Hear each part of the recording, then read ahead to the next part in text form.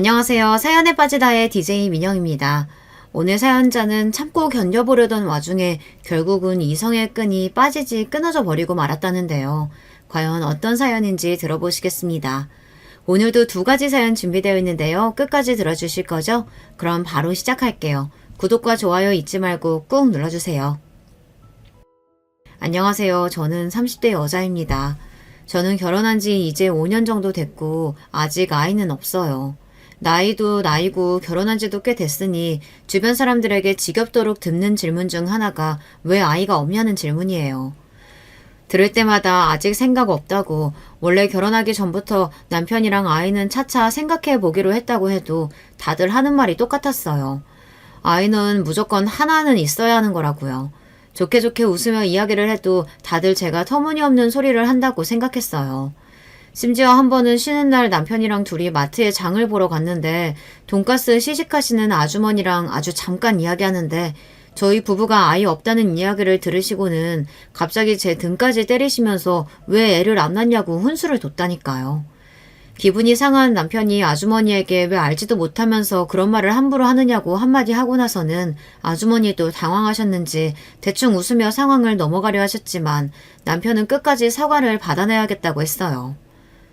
아는 사이도 아닌데 사람 등까지 때려가면서 할 이야기는 아니죠. 당장 사과하세요.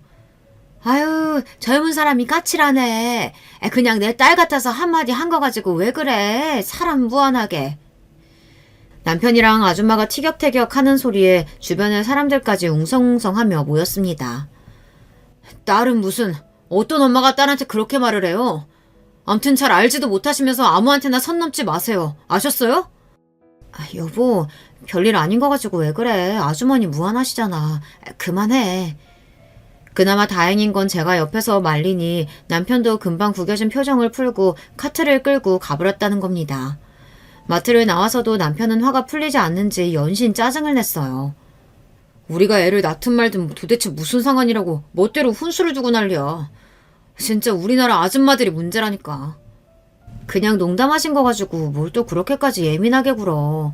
우리가 그런 소리 한두 번 들어? 물론 저도 저에 대해 잘 모르는 사람들에게 그런 이야기를 들을 때마다 남편 못지않게 기분이 상해요. 하지만 말 그대로 나에 대해 모르는 사람들이 그냥 하는 소리인데 굳이 예민하게 받아들일 필요 없다고 생각했습니다. 남편과 저는 어릴 때부터 한 동네에서 자란 동창이에요. 초등학교, 중학교 같이 나왔습니다.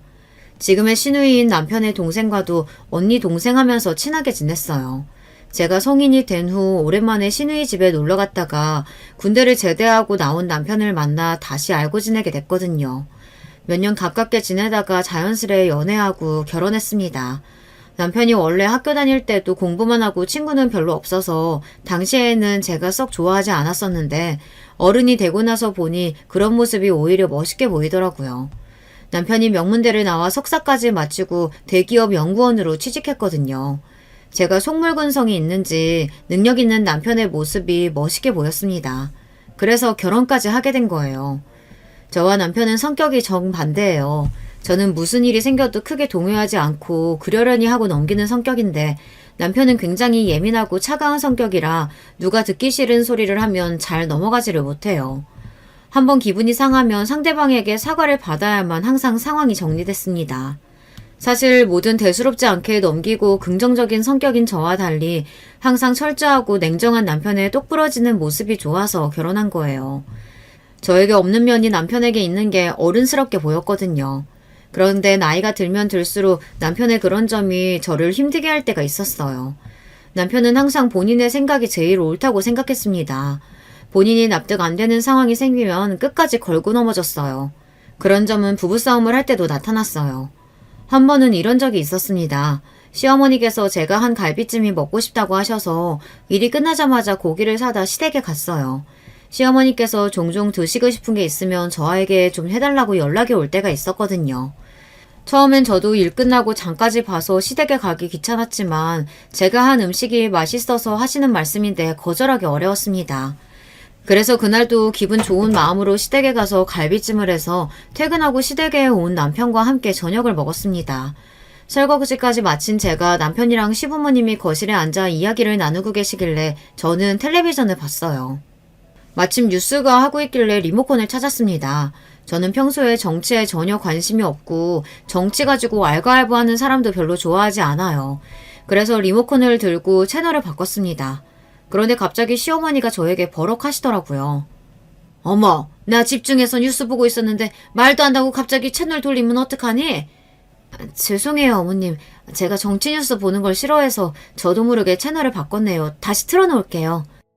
시어머니의 말씀에 저는 황급하게 다시 채널을 바꿨습니다. 너는 애가 어릴 때부터 세상 돌아가는 거엔 영 관심도 없고 맨날 놀러 다니기만 하더니 여전하구나?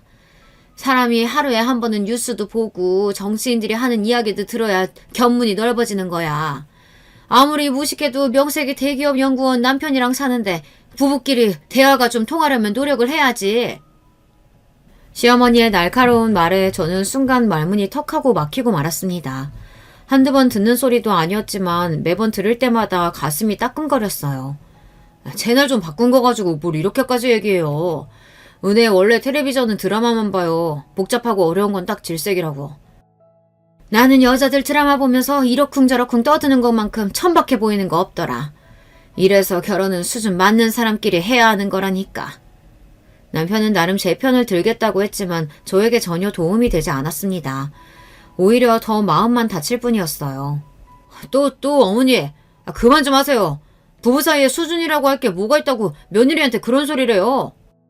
제 표정이 시무룩해지자 남편이 애써 시어머니에게 화를 냈지만 이미 다친 제 마음은 전혀 괜찮아지지 않았습니다.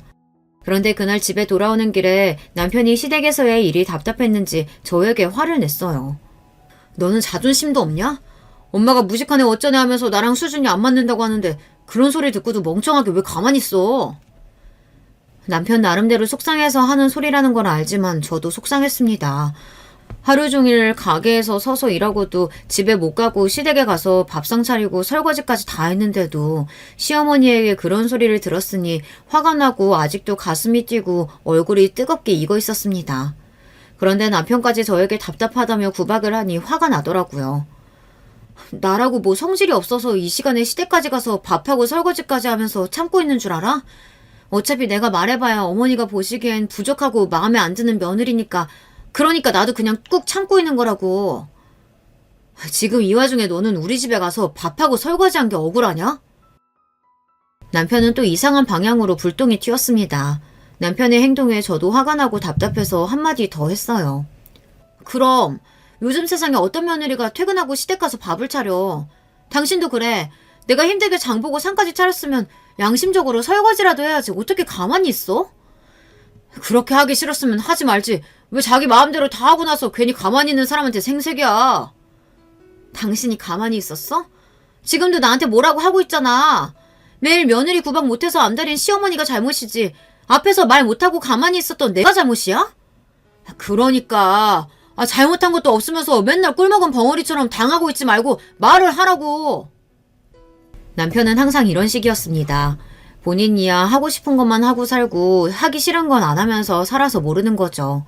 제가 시댁에서 할 말 다 하고 하기 싫은 건 안 하고 살 수 없는 사람이라는 걸 전혀 모르고 있었습니다.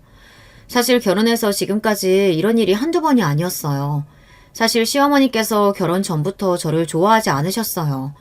어릴 적 동네에서 그냥 알고 지낼 때야 저에게 아무 관심도 없으셨으니까 몰랐지만 알고 보니 제가 시누이랑 어울려 다닐 때부터 저에 대해 썩 좋지 않으셨나 보더라고요.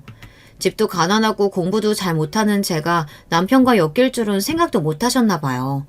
저와 남편이 처음 결혼하겠다고 시댁에 인사 갔을 때 시어머니는 농담하지 말라고 그런 거로 장난치는 거 아니라고까지 하셨습니다. 대놓고 결혼은 절대 안 된다고 하신 건 아니었지만 시누이 말로는 시어머니께서 제가 인사를 드리고 돌아가고 나서 남편에게 정말 저와 결혼하려고 하는 게 맞느냐고 몇 번이나 물으셨다고 하더라고요. 아무리 어렸을 때부터 친구라도 사람이 어느 정도 수준이라는 게 맞아야지. 동네에서 생선이나 파는 집 딸내미랑 네가 어울리기나 해? 우리 집도 지금이야 아버지가 잘 풀려서 사장님 소리 듣는 거지. 어릴 때야 시장에서 장사한 거 똑같은데 무슨 그런 소리래. 부부가 수준 맞을 필요가 뭐가 있어. 서로 좋아하면 되는 거지. 실제로 시어머니와 남편이 대운 대화를 시누이에게 듣고 나서 저는 한동안 마음이 쓰여 남편에게 연락을 못할 정도였어요. 혹시나 시어머니의 말을 듣고 고민하다 저와 결혼을 못하겠다고 할까 봐서요. 어릴 때 시부모님이랑 친정부모님은 같은 시장에서 장사를 하셨어요. 저희 친정부모님은 생선 가게를 하셨고 시부모님은 냉면을 하셨어요. 그런데 시부모님이 냉면집을 하시던 건물 주변으로 재건축이 대대적으로 되면서 시아버지께서 제대로 알박기를 해놓으셨다가 남들보다 돈을 3배 넘게 받아 나오셨어요.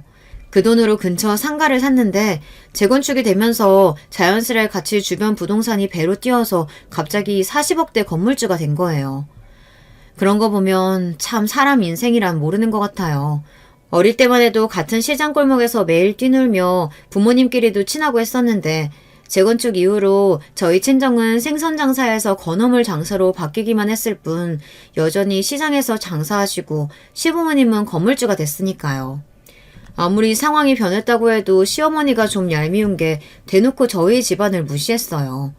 제가 이제는 건어물 장사를 하신다고 몇 번을 이야기했는데도 시어머니는 자꾸만 저를 부를 때마다 생선집 딸내미라고 말했습니다.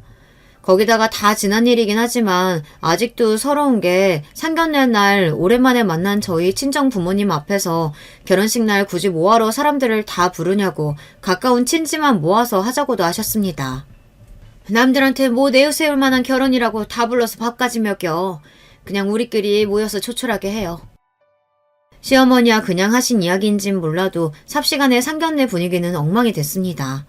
특히나 전부터 저를 탐탁치 않게 여기시던 시어머니를 얄밉게 생각했던 친정엄마는 참지 못하고 욱하셨죠. 애들 둘이 좋아서 하는 결혼인데 내세우고 말 게 어딨어. 나는 자식이라고 딸 하나라 이 사람 저 사람 다 초대해서 성대하게 할 거야. 준석이 엄마나 조촐하게 불러서 해. 아이고 은혜 어머니도 알잖아요. 이 사람이 우리 준석이 애지중지 키운 거.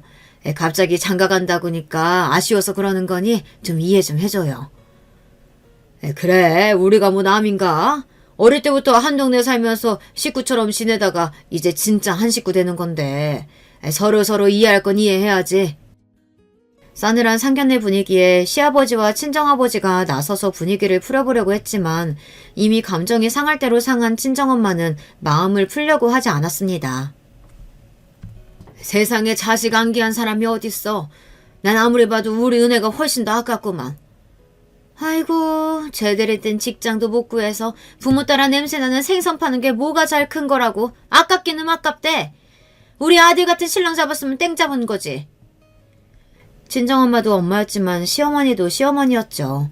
한마디도 그냥 넘어가지 않고 서로 끝까지 꼬투리를 잡았습니다. 우리 가게 건어물 장사로 바꾼 지가 언젠데 아직도 냄새나는 생선이래. 결국은 폭발한 엄마가 자리에서 벌떡 일어나면서까지 소리를 질렀습니다. 그러자 시어머니도 마찬가지로 자리에서 벌떡 일어나 삿대질을 했어요. 건어물이랑 생선이랑 다를 게 뭐래? 냄새나고 구질구질한 건 똑같지. 여보, 사돈 되실 분들한테 뭐 하는 짓이야? 그만해. 그래, 너 나랑 한번 해보자는 거지? 애들 결혼이고 뭐고 오늘 너 죽고 나 죽자. 너 이리 나와. 아무리 그래도 상견례 자리인데 이러다간 정말 큰일 날 것 같아 저와 아버지는 어머니를 따라 일어나 양쪽에서 어머니를 잡았습니다. 그런 와중에 이런 사달을 만든 시어머니는 오히려 더 씩씩거렸습니다. 그때였습니다. 그 난리가 나도 가만히 있던 남편이 자리에서 의자를 뒤로 밀고 일어났습니다. 그러더니 하는 말이 기가 막혔어요. 제 상견례 자리가 이렇게 될 거라고는 상상도 못했는데 두 분 다 정말 너무하시네요. 자식들 앞에서 이런 꼴까지 보이셔야겠어요? 앞으로 결혼식이든 뭐든 저희 둘이 알아서 할 테니까 양가 부모님께서는 저희 결혼에 일절 신경 쓰지 마세요. 남편은 미간을 잔뜩 구긴 채 그대로 식당을 나가버렸습니다. 저는 놀라서 그 뒤를 따라 나갔어요. 그리고 남편의 차에 따라 탔습니다. 그러고는 하는 말이 놀라웠어요. 우리 엄마 저러는 게 어디 한두 번이야. 그냥 그러려니 연기실 수도 있지. 장모님도 꼭 저렇게 똑같이 구셔야겠어. 저 식당 회사 선배 형네 가게라 어렵게 예약해준 건데 이제 회사에도 우리 집 막장 집구석이라고 소문 다 나게 생겼다. 진짜 쪽팔려.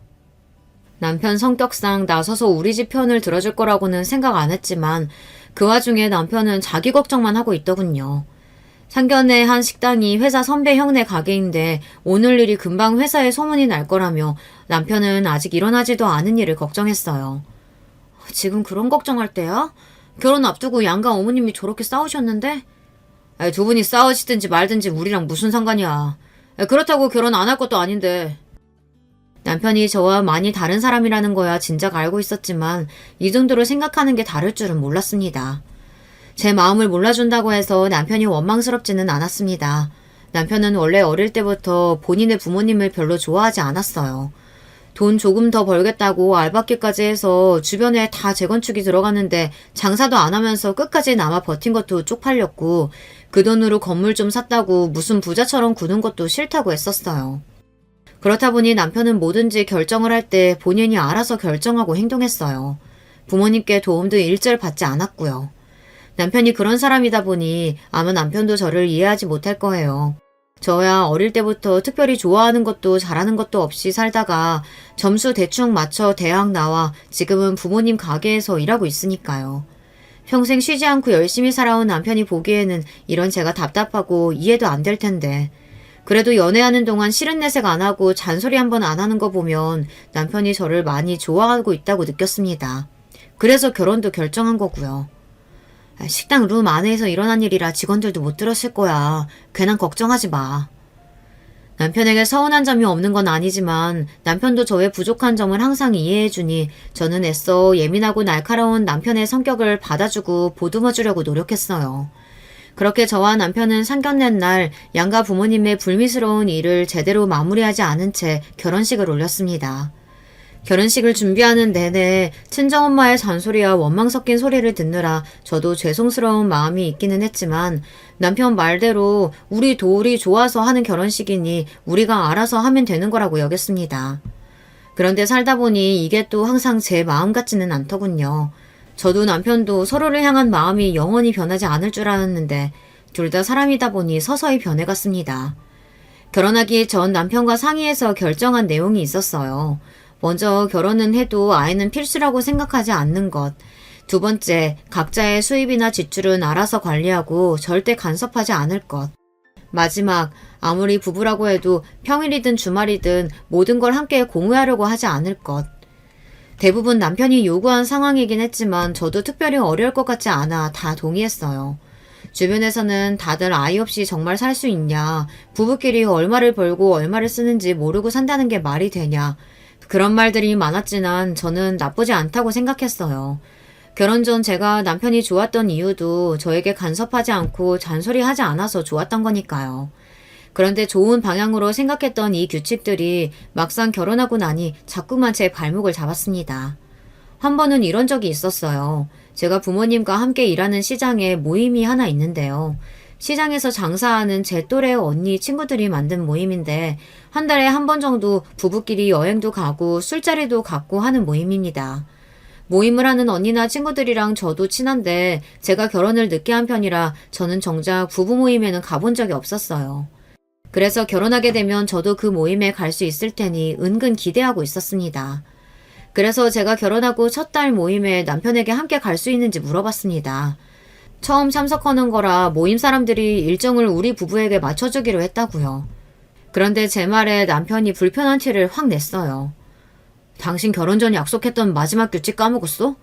아무리 부부라도 서로의 일정이나 계획 공유하려고 하지 말자고 했잖아. 그래서 미리 말하는 거잖아. 당신 가능한 날 시간 맞춰서 가자고. 저는 남편의 말과 의도가 무슨 뜻인지 정확히 이해가 되지 않았습니다. 제가 생각한 마지막 규칙은 서로 피곤하고 쉬고 싶을 때 갑자기 영화를 보러 가자고 조른다거나 미리 말도 없이 친정이나 시댁에 가자고 한다거나 이런 걸 하지 말자는 정도로 생각했어요. 내가 당신 같이 일하는 사람들 모임에 뭐하러 가? 당신이나 갔다 와. 남편은 아예 모임에 갈 생각이 없다는 말이었어요. 부부 동반 모임인데 나만 어떻게 혼자 가? 결혼 전부터 내가 말했잖아. 나랑 친한 언니랑 친구들이라고. 나도 결혼하면 꼭 가고 싶다고. 저는 너무 황당하고 억울해서 목소리까지 커졌습니다. 아무리 가기 싫어도 그렇지 어떻게 생각도 안 해보고 곧바로 안 간다고 할 수 있는지 모르겠더라고요. 내가 언제 내 친구들 모임이나 직장 사람들 모임에 당신더러 같이 가자고 한 적 있어? 나는 당신 불편할까봐 미리 배려하는 거야. 당신도 나를 위해서 좀 배려해줬으면 좋겠어. 남편을 보고 있으면 항상 말은 그럴듯하게 하는 것 같았지만 결론적으로 보면 항상 본인이 하고 싶은 대로 했습니다. 제가 원하거나 제 생각은 별로 중요하지 않은 것 같았어요. 나는 당신 친구들 모임이나 직장 사람들 하는 모임에 가도 상관없어. 하나도 안 불편해. 부부싸움이라는 게 서로 말이 안 통하다 보니 결국은 목소리가 커지더군요. 다툴 때 감정만 앞세우고 소리 지르는 걸 제일 싫어하는 남편에게 그 모습을 보이고 말았습니다. 이래서 딸은 친정엄마랑 닮는다는 말이 있는 건가? 너 지금 장모님이랑 말투며 표정이며 똑같아. 남편은 좋게 말해서 이성적인 거지 가만 보면 사람이 참 싸가지가 없습니다. 융통성도 없고요. 하다하다 친정엄마까지 들먹이며 사람을 바보로 만들더군요. 남편에 대해 모르는 게 없다고 자부하는 저지만 남편이 저럴 때마다 속이 골타골타 터질 것 같아요. 남편과 살아보니 사람이 능력만 있다고 다가 아니더군요. 공부만 하고 주변에 친구가 없어서 그런지 사람이 참 융통성이 없었어요. 시댁에서야 시부모님 두 분 다 남편의 말이라면 다 옳다고 떠받들어주지만 저희 친정은 그렇지가 않았어요. 결혼 전부터 양가 어머님 사이가 좋지 않았기에 결혼하고 나서도 친정엄마나 시댁이나 남편에 대한 마음이 썩 좋지 않았습니다. 그래도 딸이랑 사는 사위이다 보니 저희 시어머니처럼 대놓고 남편을 무시하거나 뭐라고 하지는 않으셨지만 남편이 눈에 거슬리는 행동을 하면 참지 않으셨죠. 어느 날이었어요. 결혼하고 몇 년 됐을 때였는데 명절이라 남편이랑 친정에 갔습니다. 어느 명절과 마찬가지로 시댁에서 받은 스트레스로 제 컨디션이 좋지 않았습니다. 매번 그랬겠지만 제가 좋아서 한 결혼이니 친정 부모님 앞에서 티를 내고 싶지 않아 애써 기분 좋은 척 했어요. 그런데 제가 아무리 연기를 해도 부모님은 제 낯빛만 봐도 모든 걸 다 알고 계셨어요. 안 그런 척 하려고 했는데도 엄마는 자꾸만 어디가 아픈 거냐, 무슨 일이 있는 거냐 물으셨습니다. 저는 괜찮다고 별일 아니라고 했어요. 그러자 눈치 없는 친정아버지께서 갑자기 뜬금없는 소리를 하셨어요. 혹시 우리 딸이 임신한 거 아니야? 살도 좀 빠지고 눈도 퀭한 게 영 컨디션이 안 좋아 보이는데. 저와 남편이 아이 생각은 없다고 결혼 전부터 미리 말씀을 드려서 시부모님은 저희 앞에서 손주 이야기는 일절 안 하세요. 시부모님도 마음속으로야 당연히 손주를 원하시겠지만 평소 남편 성격을 잘 알다 보니 굳이 입 밖으로 꺼내지 않으시는 거죠. 하지만 친정부모님은 손주에 대해 아직도 포기를 못하셨어요. 저희가 때가 되면 애를 가질 거라고 기대했죠. 그런 친정부모님 마음을 이해 못하는 건 아니에요. 시댁이야 저희가 아니어도 시누이 부부가 있지만 저희 친정에는 저 말고 다른 자식이 없거든요. 그렇다 보니 손주를 원하시는 게 당연했어요. 저는 그런 부모님의 마음을 알다 보니 아버지께서 그렇게 말씀하셔도 그냥 웃어넘겼습니다. 임신은 무슨, 그냥 좀 피곤해서 그래요. 오늘 푹 자고 나면 괜찮을 거야. 저는 애써 좋게 넘기려고 하는데도 그럴 때마다 남편은 굳이 정색하고 꼭 똑같은 말을 또 하고 했어요. 장인어른, 저번에도 말씀드렸다시피 저랑 은혜는 아직 아이 생각이 없어요. 그러니까 행여 농담으로라도 그렇게 말씀 안 하셨으면 좋겠습니다. 사람이 융통성이 없어도 저렇게 없을 수가 있을까요? 그냥 좋게 넘어가자는 말을 남편은 전혀 모르는 사람이었어요. 그런 남편의 성격을 가만히 봐주지 못하는 건 친정엄마도 마찬가지였습니다. 자네야말로 답답한 소리 좀 그만하게. 우리 은혜가 어릴 때부터 아기든 동물이든 얼마나 좋아했는데 이게 다 자네가 애 생각 없어서 우리 은혜한테 강요하는 거잖아. 엄마 아니야. 우리 둘 다 애는 무조건 안 낳겠다는 게 아니라 지금은 아직 애 낳을 생각이 없다는 거지. 지금은 일이 더 중요할 때니까. 역시나 항상 수습하는 건 저의 몫이었습니다. 친정어머니의 말에도 남편은 불만이 가득한 얼굴로 입을 꾹 다물고 있었어요. 아이고, 맨날 건물주라고 돈 자랑질 해대면서 뭘 얼마나 벌어서 쌓아주려고 애까지 미루고 일을 한대? 남편은 남편이지만 친정어머니도 어머니입니다. 안 그래도 시댁에서 이래저래 고생하고 온 딸 마음 편하게 쉬지도 못하게 하셨어요. 그때였습니다. 제가 한마디 더 하려던 찰나 남편이 참지 못하고 또 나섰어요. 장인 장모님 세대나 결혼하면 아이가 의무였지 저희 세대는 전혀 그렇지가 않아요. 세상에 할 일이 얼마나 많은데 저는 자식한테 평생 발목 잡혀가며 살고 싶지 않습니다. 순간 집안에 정적이 흘렀습니다. 웬만해서 모든 말을 다 받아치는 친정어머니마저 말문이 막혔는지 어안이 벙벙하다는 눈빛으로 혀만 끌끌 찼어요. 명절이라고 오랜만에 친정에 간 거였는데 역시나 또 남편 때문에 분위기가 흐려져 대충 저녁만 먹고 집에 왔습니다. 그날도 집에 돌아와 저는 남편이랑 티격태격 했습니다. 남편을 도무지 이해하려고 해봐도 이해가 되지 않아서요. 나도 시댁에 가서 별의 말만 다 들어도 웬만하면 다 참고 오잖아. 내가 백날 이야기한다고 해서 어른들 생각 안 바뀌니까. 근데 당신은 우리 집에 갈 때마다 부모님 하시는 말씀에 꼭 그렇게 토를 달아야 직성이 풀려? 그냥 좀 웃으면서 넘길 수 없어? 진심으로 궁금해서 남편에게 물었습니다. 남편과 살면 살수록 느끼는 건데 남편은 냉정하고 이성적이라기보단 사회성이 좀 부족해 보여요. 아니면 자기 자신 말고 다른 사람의 생각이나 마음 같은 건 전혀 신경 쓰지 않는 것 같았습니다. 시어머니는 제 자존감을 뭉개가며 할 말 못할 말 구분 안 하고 하세요. 그래도 저는 참습니다. 반면에 저희 친정부모님이 하시는 정도는 보통 부모라면 다들 하시는 이야기예요. 그런데도 남편은 본인이 하고 싶은 말을 참으면 죽기라도 하는 병에 걸리기라도 한 사람처럼 할 말이 있으면 참지를 못했어요. 시어머니도 시어머니였지만 남편의 그런 모습에 저는 슬슬 지쳐갔습니다. 그러던 어느 날이었어요. 시댁이든 친정이든 힘든 일이 있더라도 삶은 또 살아야 하니 애써 지난 일은 잊고 열심히 살았습니다. 저는 시장에서 일하다 보니 새벽 5시에 일어나서 출근해요. 남편도 워낙 부지런한 사람이라 제가 일어날 때 같이 일어납니다. 대신 남편은 헬스장에 운동하러 가요. 본인 몸이나 건강을 굉장히 챙기거든요. 운동 가기 전에 제가 만들어준 샐러드와 과일 주스를 가지고 나갑니다.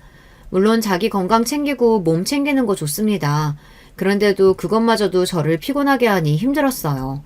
혹시나 제가 장을 못 봐서 샐러드나 주스가 부실하면 그렇게 인상을 쓰고 구박했습니다. 내가 아침상을 거하게 차려달라는 것도 아니고 고작 샐러드랑 과일 몇 개 갈아주는 건데 그것도 귀찮아서 점점 부실해지는 거야? 고작이라니. 나도 출근 준비하면서 매일 야채 사서 씻고 다듬는 게 얼마나 힘든 일인데. 오늘 퇴근하고 오면서 재료 사올 테니까 오늘은 그냥 좀 먹어. 남편이 그런 소리를 할 때마다 저는 서운하다 못해 서럽습니다. 사실 제가 말을 안 해서 그렇지 저도 새벽에 나가서 저녁에 들어오는데도 집안일은 전부 다 제가 해요. 항상 뭐든 공평하게 철두철미한 사람이 집안 돌아가는 일에는 전혀 관심이 없습니다. 결혼 초기에는 할 줄 몰라서 그런가 보다 싶어 한두 번 제가 가르쳐줬어요. 밥이나 설거지는 몰라도 청소, 빨래하는 정도는 할 수 있겠지 싶어 가르쳤습니다.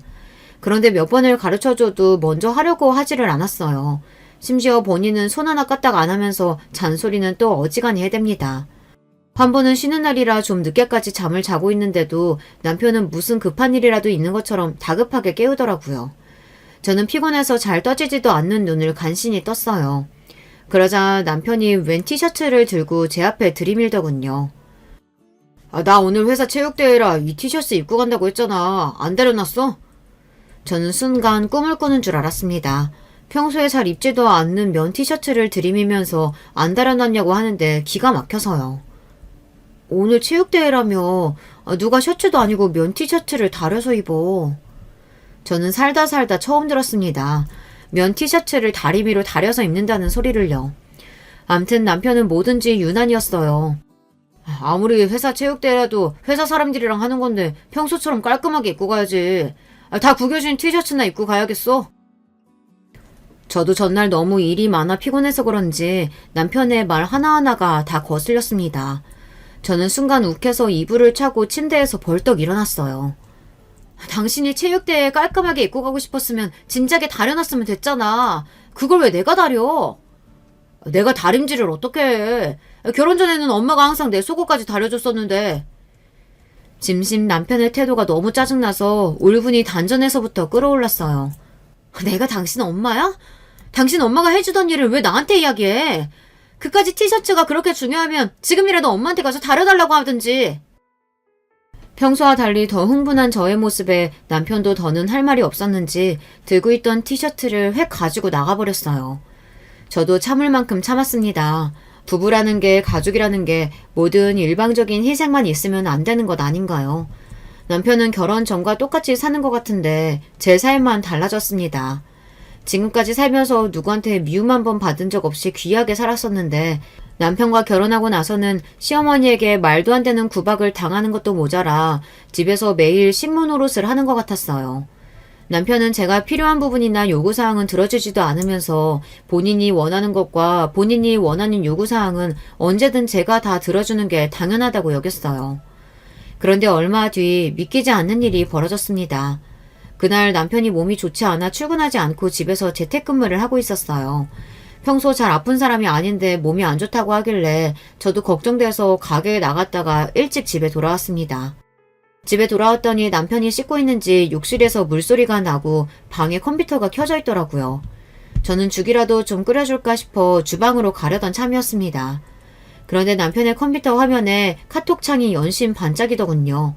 저는 호기심에 슬쩍 남편 컴퓨터를 확인했습니다. 남편이 대화하던 상대는 유대리라는 직원이었어요. 그런데 대화 내용이 일 이야기는 아닌 것 같더라고요. 자세히 보니 사적인 이야기를 하고 있었어요. 더군다나 그 사적인 이야기가 바로 제 이야기인 것 같더라고요. 우리가 애가 있어 뭐가 있어. 그까짓 청소 빨래 정도는 본인이 할 수도 있는 거지. 꼭 불공평하다면서 꾸역꾸역 잘하지도 못하는 나한테 시킨다니까.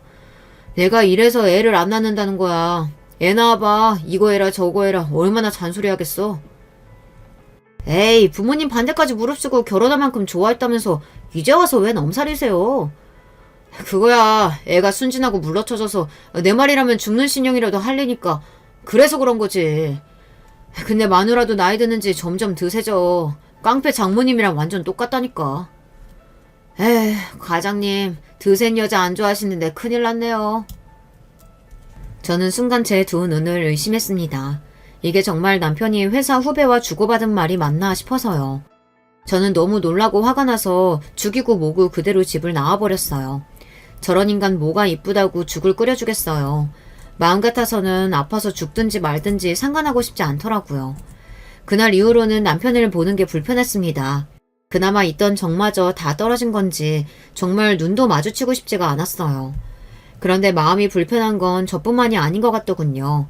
남편도 뭔가 전과 달라졌어요. 워낙 합리적인 걸 중요하게 생각하는 사람이라 원래 야근이나 회식도 잘 안 했어요. 항상 집에 와서 본인이 좋아하는 야구나 보고 책 보기 바쁜 사람이었거든요. 그런데 최근에 자꾸만 회사 일이 바쁘다면서 야근도 많아지고 회사 동료들과 저녁을 먹는 일도 잦아졌습니다. 남편이 밉고 꼴보기 싫어도 이건 다른 문제였어요. 자꾸만 남편에게서 마음에 걸리는 것들이 생기기 시작했습니다. 원래 야근하는 것도 싫어하고 회사 사람들이랑 밖에서 만나는 것도 싫어하는 사람이 요즘은 웬일이래? 나도 이제 과장인데 팀원들이랑 잘 지내고 후배들도 좀 챙겨야지. 같은 팀에 일하는 대리가 취미도 비슷하고 성격도 비슷해서 잘 맞아. 그 친구랑 앞으로 주말에 종종 야구도 보러 가기로 했으니까 그런 줄 알아. 얼마 전 제가 남편 컴퓨터에서 대화 내용을 보았던 유대리라는 사람을 말하는 것 같더라고요. 최근에 다른 회사에서 남편네 회사로 왔는데 종종 그 직원이랑 저녁도 먹고 야근도 하는 것 같았어요. 남편이 원래 누구 칭찬하는 사람이 아닌데 본인이랑 소울메이트처럼 비슷한 게 많은 친구라고 이야기하더라고요. 저는 그러려니 했습니다. 안 그래도 요즘 집에 둘이 붙어 있으면 자꾸 싸우는데 남편도 취미가 있어서 밖에서 사람들도 만나고 즐겁게 보내다 오면 저에게도 더 낫겠다 생각했어요. 그런데 그게 좀 과했어요. 남편은 마치 딴 데 정신이 팔린 사람처럼 가정에는 조금도 관심이 없었습니다. 전에도 집안일에 관심이 있거나 살가운 사람은 아니었지만 그래도 우리가 심적으로 부부라는 유대감도 있었고 주말이면 가끔 영화도 보러 가고 데이트도 하면서 지냈었는데 최근 몇 개월 동안은 전혀 그런 교감이 없었습니다. 남편은 항상 바빴고 저 혼자 집에 남겨지는 일이 많아졌어요. 점점 이런 생활이 자연스러워지니 저도 우울해지더군요. 그리고 오만 가지 생각이 다 들었어요.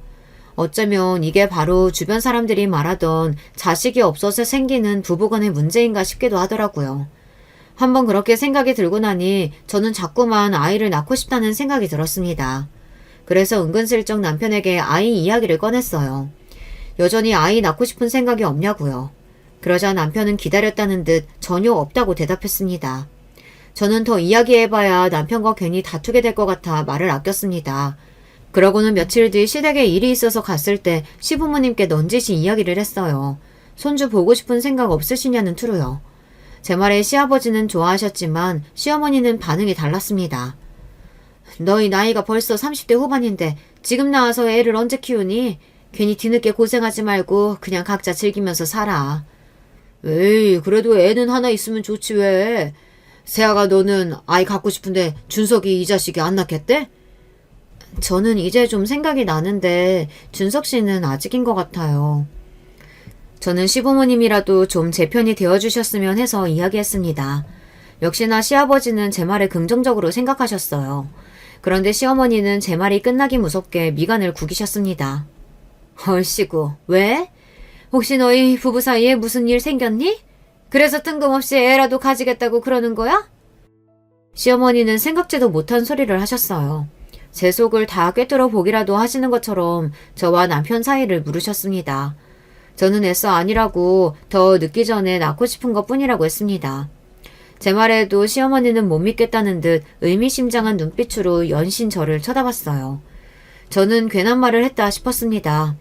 그로부터 얼마 뒤 시아버지의 칠순잔치 날이 됐어요. 그 자리에서 믿기지 않는 충격적인 일이 있었습니다. 저는 미리 준비한 한복까지 입고 잔치에 온 손님들에게 인사하려고 연회장 입구에 서 있었는데 시어머니께서 저를 본 척도 안 하시더니 친정 부모님을 연회장에 못 들어가게 막았다는 겁니다. 어머, 어디서 썩은 생선 냄새가 나나 했더니만 여기서 나는 냄새였네. 여기가 어디라고 왔어요? 당장 나가요.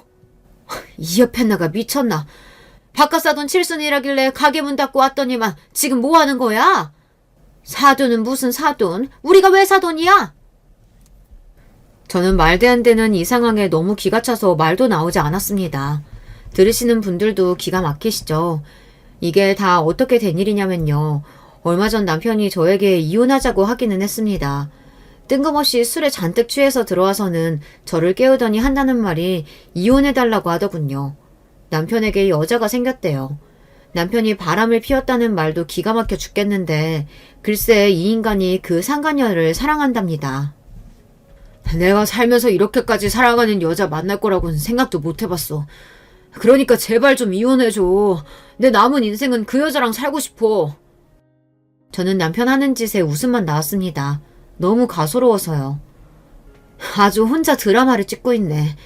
이혼하더라도 내가 원할 때 할 거니까 그런 줄 알고 입 닥치고 잠이나 자. 에이, 여자가 말하는 것 좀 봐. 이렇게 드세고 무식하니까 내가 정이 떨어졌지. 당신 내 성격 알지? 나는 한 번 정 떨어진 사람이랑은 하루도 못 사니까 당장 헤어져. 그날부터 남편은 저만 보면 이혼해달라고 사정사정을 했어요. 하지만 저는 들은 척도 안 했습니다. 사실 남편이 시아버지 칠순잔치 때도 오지 말라고 했지만 저는 들은 척도 안 했어요. 지난 5년간 제가 이 집 며느리이자 남편의 아내로 살았는데 제가 못 올 이유가 없다고 생각했거든요. 그때였습니다. 믿기지 않는 일이 벌어졌어요. 시어머니께서 친정부모님을 문전박대한 것도 모자라 잘 차려입은 웬 여자 손님을 데려다가 입구에 세워놓고 손님들에게 며느리라고 소개하고 있었어요. 아, 여기까지 와주셔서 감사해요. 네, 맞아요. 이쪽이 저희 며느리예요. 아들이랑 같이 대우 기업 다녀요. 얼굴도 예쁘죠? 저는 기가 막히고 코가 막혔습니다. 멀쩡히 이 집 며느리인 제가 여기 있는데 다른 년을 며느리라고 소개하더라고요. 치사한 남편과 시어머니가 무슨 짓을 꾸밀지 생각 못했던 건 아니지만 이렇게까지 할 줄은 몰랐습니다. 알고 보니 남편이 저와 헤어지고 새로 만난 상간녀와 재혼하겠다고 벌써 시부모님께 인사까지 했나 보더라고요. 시어머니야 저보다 학벌도 좋고 직업도 좋은 상간녀를 마다할 이유가 없었는지 바로 허락했답니다. 그러니까 결국 현재 시어머니와 남편의 걸림돌은 저 하나였던 거예요. 빨리 저를 정리해야 남편이 원하는 대로 살 수 있으니까요. 그쯤 되니 저도 간신히 붙잡고 있던 이성의 끈이 빠지지 끊어지더군요. 저는 우렁찬 목소리로 소리를 냅다 질렀습니다. 이 늙은 여은년아, 내가 만만해 보이니? 내가 너희 두 모자 가만히 둘 줄 알아? 제 목소리에 호텔 연회장 로비가 쩌렁쩌렁 울렸어요. 그러자 주변에 있던 손님들이 웅성웅성 수군거렸습니다. 이 옆에 내가 미쳐도 단단히 미쳤네. 무식하게 사람들 앞에서 지금 뭐 하는 거야? 미친 건 너지, 인간아. 너야말로 쪽팔리는 줄 모르고 지금 뭐 하는 거야? 나 아직 너랑 이혼 안 했어. 법적으로 너랑 내가 부부라고. 근데 감히 저런 천박한 상간녀들을 내 자리에 데려다 놓고 소개해? 얼씨구, 얘, 말은 똑바로 해야지. 우리 유진이가 어디를 봐서 천박하니? 네가 무식해서 뭘 모르나 본데 우리나라에 간통죄가 없어진 지가 언젠데 상간녀는 상간녀야. 너랑 우리 준석이 솔직히 식만 올렸지 애도 없고 남보다 못하게 살았잖아. 우리 아들이 이제야 정신 차려서 제대로 된 여자랑 좀 살겠다는데 방해 좀 그만하고 알아서 좀 떨어져. 내가 위자료는 알아서 두둑히 챙겨줄게. 시어머니는 이제 아예 체면은 다 갖다 버리셨는지 막 나갔습니다. 저한테는 매일 생선집 딸내미라고 부르더니만 이제 만난 지 얼마 되지도 않은 상간년원을 우리 유진이라고 불렀어요. 저는 시아버지 칠순잔치나 다 끝나고 터뜨릴까 했는데 더는 참을 수가 없었습니다. 아, 네. 우리 어머님. 상간녀가 굉장히 마음에 드시나 본데 어디 이 사실을 알고도 그 입에서 우리 유진이 소리가 나오는지 좀 볼까요? 저는 가방에서 꺼낸 서류 봉투를 시어머니의 가슴에 던져줬습니다. 제 행동에 남편은 놀라 저에게 다가와 지금 뭐 하는 거냐고 눈을 동그랗게 떴어요. 뭐긴 뭐야. 멍청한 네가 사랑했던 그 여자의 실체지. 내가 우리 유진이에 대해 모르는 게 뭐가 있다고 실체는 실체야. 괜한 짓 하지 말고 그만 돌아가. 정색한 남편이 이제 그만하라며 저를 연회장에서 쫓아내려고 했습니다. 그때였어요. 제가 건넨 서류를 확인한 시어머니가 깍 소리를 질렀어요. 이게 다 뭐야? 너 이유진, 너 이게 사실이야? 애가 셋이나 있다는 게 사실이냐고! 시어머니의 소스라치는 목소리에 순간 그 자리에 있던 사람들 모두가 놀라 쑥덕거렸습니다. 그랬습니다. 저는 진작 남편과 상간녀의 외도 사실을 알고 상간녀의 뒷조사를 좀 했습니다. 외도 사실을 어떻게 알았냐고요? 세상 일이라는 게 참 모르는 거더라고요. 알고 보니 유대리라는 사람이 남자가 아니고 여자였더라고요. 저는 남편이 유대리에 대해 자주 이야기하길래 당연히 남자라고 생각했어요. 제가 유대리가 여자라는 사실을 어떻게 알게 된 줄 아세요? 그날은 주말이었습니다. 남편이 유대리와 야구를 보러 간다고 나간 날이었어요. 오랜만에 자유를 얻은 저도 집에서 빈둥거리며 누워있었습니다. 그런데 채널을 돌리다가 우연히 남편이 보러 갔다던 야구 중계를 보게 됐어요. 저야 야구의 야자도 잘 모르지만 남편이 응원하는 팀이 잘 못한다는 건 익히 들어 알고 있었어요. 그런데 웬일로 이기고 있더라고요. 오랜만에 야구장 간 건데 해태팀이 이기고 있어서 좋아하고 있겠네. 어머, 저게 뭐야? 저 사람 지금 저기서 뭐하고 있는 거야? 본인이 응원하는 야구팀이 맨날 진다고 징징거리더니만 때마침 남편이 직관하러 간 날 이기고 있으니 남편이 좋아하고 있겠구나 싶었어요. 잠깐 야구를 보다가 채널을 바꾸려던 그때 충격적인 장면을 제 두 눈으로 보고야 말았습니다. 운명처럼 한 선수가 홈런을 쳐서 공이 객석으로 날아가던 그 순간 야구장 카메라가 객석에 있던 남편을 잡았는데 남편 옆에 처음 보는 여자가 떡하니 앉아있더라고요.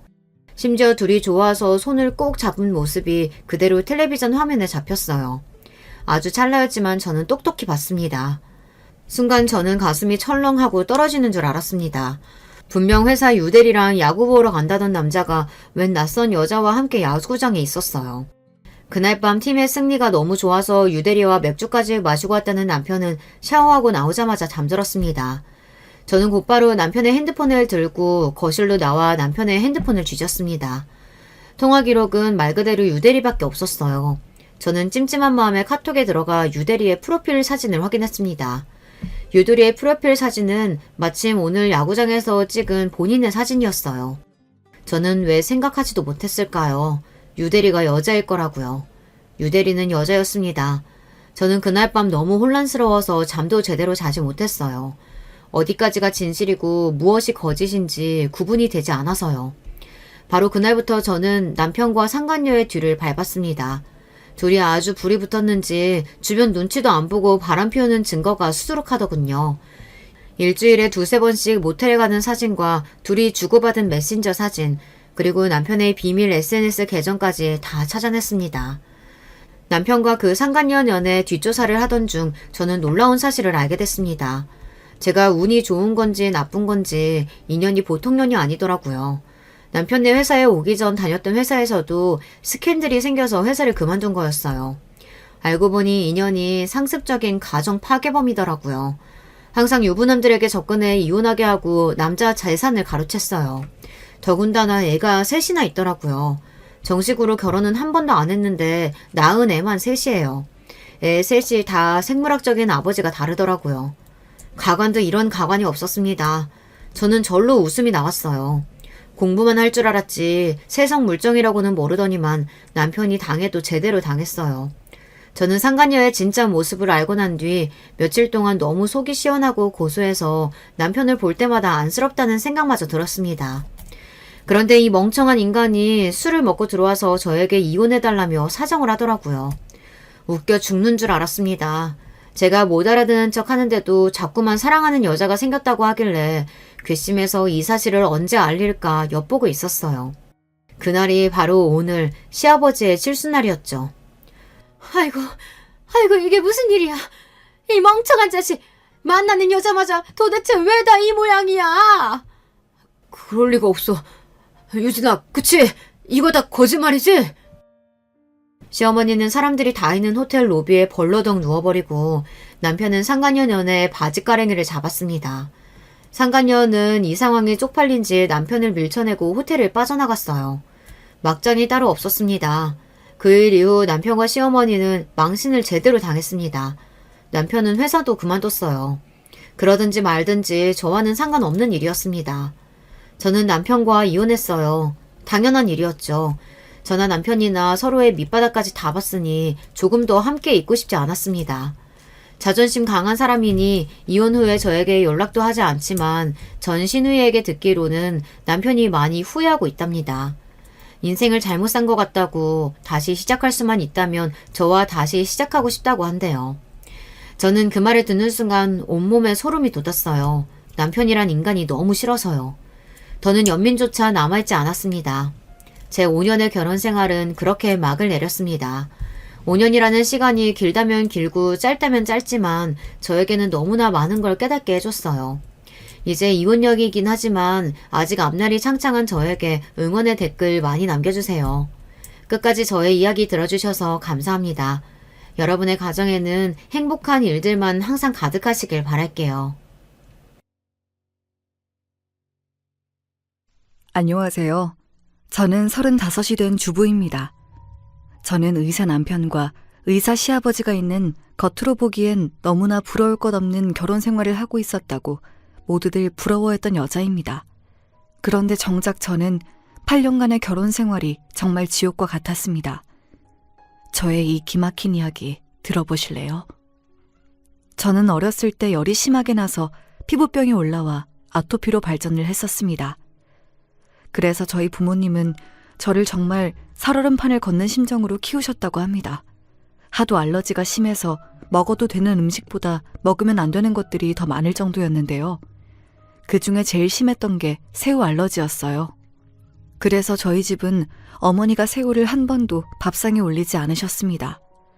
김치에도 새우젓을 절대 넣지 않으셨고요. 저한테는 새우 과자조차도 엄격하게 금지되어 있었습니다.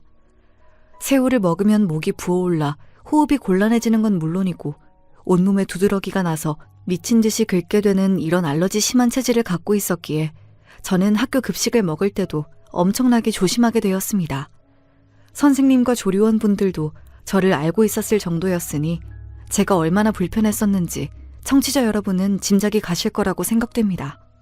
그렇게 식생활을 통제하면서 조심조심 살아가던 저에게 뜻하지 않은 사건이 일어났습니다. 대학교 4학년 졸업 전에 졸업여행을 갔던 저는 그곳에서 새우가 들어있는 음식을 먹고 큰일이 날 뻔한 것이었습니다. 저희 과 학생들과 다 같이 제주도로 놀러 갔었는데 교수님이 해산물을 너무 좋아하시는 분인 거예요.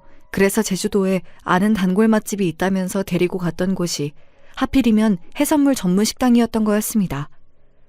저는 해산물 중 새우만 조심하면 된다고 생각해서 식당 직원에게 새우가 안 들어간 음식을 달라고 주문했습니다. 과 친구들 중에서도 제 새우 알러지 증상을 잘 알고 있는 친한 몇 명의 친구들이 있어 저에게 새우 조심하라고 하면서 반찬으로 나온 돼지고기나 해산물이 안 들어간 음식들만 제 앞에 놓아주었습니다. 여기, 너는 새우 먹으면 안 되지? 돈가스랑 밥 먹어. 김치도 있고. 김이랑 메추리알 같은 거랑 먹어야겠다. 내일은 교수님께 얘기해서 해산물 전문 식당 가지 말자. 제 베스트 프렌드였던 친구가 저를 배려해서 최대한 해산물을 피해서 저에게 반찬들을 권하며 제 앞에 놓아주었습니다. 그 친구에게 고마워하면서 밥을 먹고 있는데 그 해산물 좋아하신다는 교수님이 제 옆으로 다가오시더니 이렇게 말씀하시는 게 아니겠어요? 아니, 자네는 왜 해신탕은 안 먹고 이렇게 맛없는 반찬들만 놓고 밥을 먹고 있나? 얼마나 맛있는데 해신탕이. 요즘 젊은 세대들은 해산물을 싫어해서 큰일이야. 해산물을 많이 먹어야 머리가 좋아지는 것도 모르고 말이야. 아, 교수님, 제가 새우에 알러지 반응이 있어서 못 먹어요. 에이, 거짓말 하지 마라. 새우가 얼마나 맛있는 건데 그걸 못 먹나? 거짓말이지? 껍질 까기 싫으면 내가 깐 걸로 줄게. 한 번만 먹어봐. 얼마나 맛있다고. 다들 껍질 먹기기 귀찮아서 새우 안 먹는 거더라고. 알러지 있다고 핑계대고 말이야. 아, 교수님, 저 진짜 새우 알러지 있어요. 엄청 심각해서 그래요. 죄송하지만 먹으면 안 됩니다. 참, 변명도 가지가지네. 지도교수가 주는데 안 먹을 거야? 자네, 졸업을 하기가 싫은 건가? 감히 지도교수 말에 토를 달다니 어서 먹어보라고. 그 교수님은 굉장히 젊은 편이었는데도 꼰대라고 악명이 높았던 교수님이었어요. 놀란 저는 입을 확 닫았지만 새우가 든 교수님의 숟가락이 제 입안에 들어오고 말았습니다. 그렇게 새우가 들어오자마자 피부에 오돌토돌한 것들이 막 올라오면서 저는 거품을 물고 쓰러져 버리고 말았습니다. 제 친구들도 기절할 듯이 놀라서 119 응급차를 불렀고 저는 그 길로 제주대학교 병원의 응급실에 실려가게 되었습니다. 제가 정신을 잃었고 응급실에서 깨어나 보니 친구들이 걱정스럽게 쳐다보고 있더라고요. 그리고 그 옆에서 저의 링거줄을 조절해주는 의사 선생님이 계시더군요. 저는 그 레지던트에게 첫눈에 반했습니다. 응급차를 불러준 저의 베스트 프렌드도 물론 고마웠지만 저를 세심하게 케어해주는 그 의사가 그렇게 믿음직스러울 수가 없었습니다. 슬쩍 명찰을 보니 그 의사의 이름은 양영수였고 저는 얼른 머릿속에 그 의사의 이름을 저장해 두었다가 퇴원하기 전에 만나서 감사의 인사를 했습니다. 그리고 그에게 제 휴대폰 번호를 알려주었습니다. 양영수 선생님, 정말 감사합니다. 저는 서울에 사는 진이라고 해요. 제 목숨 살려주신 건 너무 감사해서 그런데 제가 한번 밥 살게요. 연락주세요. 아, 제가 할 일을 했을 뿐인데요. 보답은 필요 없습니다. 제가 집이 서울에 있는데 본가 갈 때 한번 연락드릴게요. 건강 조심하시고요. 그렇게 한번 만날 기회를 잡아서 저는 형수 씨를 만났고 한 번, 두 번 만나다 보니 형수 씨도 저에게 관심을 갖게 되어 대학을 졸업하고 나서는 그 사람과 본격적으로 사귀기 시작했습니다. 그 사람이 지금의 남편이고요. 남편은 시아버지가 의사여서 본인도 고민 없이 의대의 길을 선택했고 집안의 장손으로서 해야 할 일을 했다고 생각하는 정말 조선시대 선비 같은 사람이었습니다. 그러나 연애를 하던 시절에는 그런 바르지만 융통성 없는 성격조차도 좋아 보이는 것이었습니다. 제가 눈에 콩깍지가 많이 씌었었나 봅니다. 저는 형수 씨가 다른 여자들을 눈에 담기 전에 저한테 오도록 만들어야겠다고 생각했고 그 사람이 서울로 올라와 서울대학교 병원에서 당직을 설 때마다 도시락을 싸서 당직실로 찾아갔습니다. 형수 씨는 그런 정성을 들인 저에게 홀딱 빠지게 되었고 드디어 저는 형수 씨의 부모님에게 인사를 드릴 기회를 잡게 되었습니다. 형수 씨의 아버님은 저를 마음에 들어 하셨지만 어머니는 저를 그다지 마음에 차지 않는 눈으로 아래 위로 쳐다보시더니 이렇게 말씀하시는 게 아니겠습니까? 우리 형수가 좀 고생할 것 같은데. 아가씨, 새우 알러지 있다면서요? 그럼 형수가 새우도 못 먹고 살 거 아니에요. 우리 아들 해산물 좋아하는데 결혼해서 새우 안 먹고 살 자신이 있니? 형수 너 말이야. 부부가 되려면 입맛 문제도 고려해야지. 그거 무시하면 안 된다. 얼마나 큰 영향을 주는데. 나만 해도 네 아버지가 우엉이랑 연근 싫어하셔서 그런 반찬 집에서 잘 안 해먹지 않니? 뭐 새우만 안 먹으면 되잖아요. 그리고 집에서만 안 먹으면 됐지 뭐. 나가서 밥 먹을 땐 괜찮잖아. 어차피 집에서 얼마나 그렇게 새우 요리 해먹는다고 그래요. 엄마, 그건 별로 핑계가 될 수 없을 것 같은데요? 아이고, 벌써 네 여자친구라고 편들고 그러니? 벌써부터 아내를 사람이라고 꽉 잡혀서 살려고 그러냐?